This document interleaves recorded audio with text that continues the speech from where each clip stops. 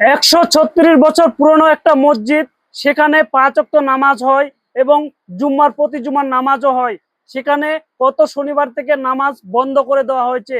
এখন থেকে কিন্তু বিনা নোটিশে এখন কিন্তু সেই মসজিদটা বন্ধ করে দিয়েছে। অবশ্যই এটা আমি বলছি না, এই চাচালা বলছে। অবশ্যই চাচাদের মুখ থেকে শুনে যাবেন, মুসলিম চাচারা কথাগুলো শুনে যান। তার 17 জুলাই জুমার দিন আমরা মসজিদের সামনে শোক পালন করছি, কারণ আমাদের পশ্চিমবঙ্গ নেতাজি সুভাষচন্দ্র বোস এয়ারপোর্টের পাশে 136 বছর একটি মসজিদ নামাজ হচ্ছে, 5 ওয়াক্ত নামাজ এবং জুমার নামাজ হচ্ছে, কিন্তু গত শনিবার সকাল থেকে সেখানে নামাজ বন্ধ করে দেওয়া হয়েছে। আপনাদেরকে আমি বলবো ভিডিওটা অবশ্যই শেষ অবধি দেখেন, তারপরে অনেক কিছু কথা রয়েছে বলে যাব। তিনারা বলছেন আমাদেরকে নোটিশ দেওয়া হয়নি, আমরা নামাজ পড়তে যাচ্ছি, হঠাৎ বলছে যে নামাজ পড়তে দেওয়া হবে না। এই জন্য শুক্রবারের দিন আজকে আমাদের মুসল্লি সকল কালো আমরা ঝান্ডা নিয়ে হাতে বেঁধে পকেটে বেঁধে আমরা শোক পালন করছি। এটা আজকের দিনটা আমাদের জন্য অত্যন্ত শোকের দিন, অত্যন্ত দুঃখের দিন।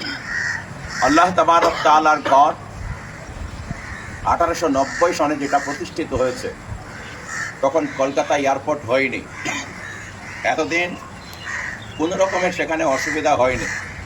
সেখানে হিন্দু মুসলমান সকলেই বলছেন, যেখানে আমাদের মসজিদ আছে ওই মসজিদে আমরা দেখেছি নামাজ চলছে।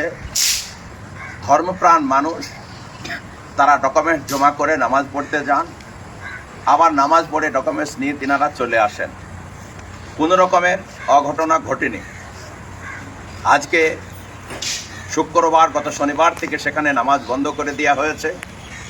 আমরা অত্যন্ত দুঃখিত এবং মর্মাহত। যেখানে আল্লাহ তাবারক তাআলার একবার ঘর হয়, সেখানে মানুষের আর ভেঙে দেওয়ার অধিকার নাই।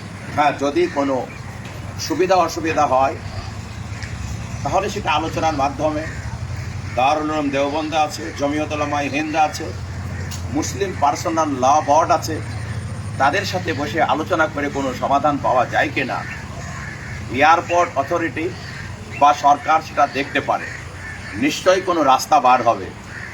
কিন্তু বিনা নোটিশে সেই জায়গা নামাজ পড়া বন্ধ করাতে আমরা অত্যন্ত দুঃখিত। যেভাবে নামাজ চলছিল আমরা চাই কোনোদিন সেই নামাজে ছেদ পড়েনি, বন্ধ হয়নি, আগামীতেও নামাজ ওইভাবে চালু থাক।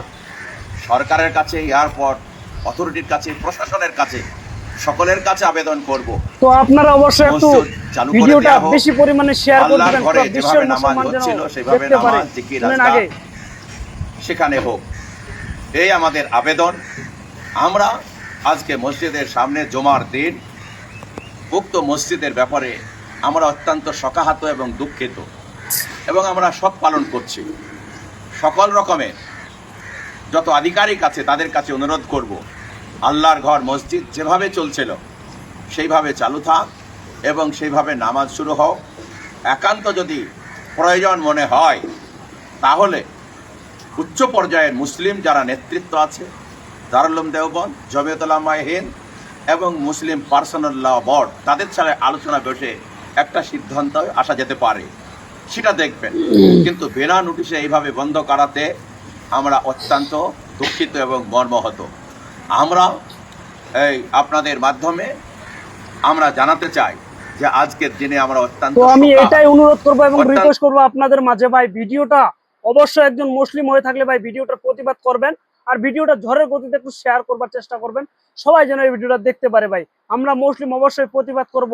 আপনারা যদি প্রতিবাদ নাও করেন তাহলে অন্য ভাইদেরকে দেখার সুযোগ করে দিলে ভাই তারা প্রতিবাদ অবশ্যই করে যাবে। আপনারা তাই সুযোগ মানে সেরকম সুযোগটা একটু করে দিবেন, যাতে করে ভিডিওটা অবশ্যই দেখতে পারে।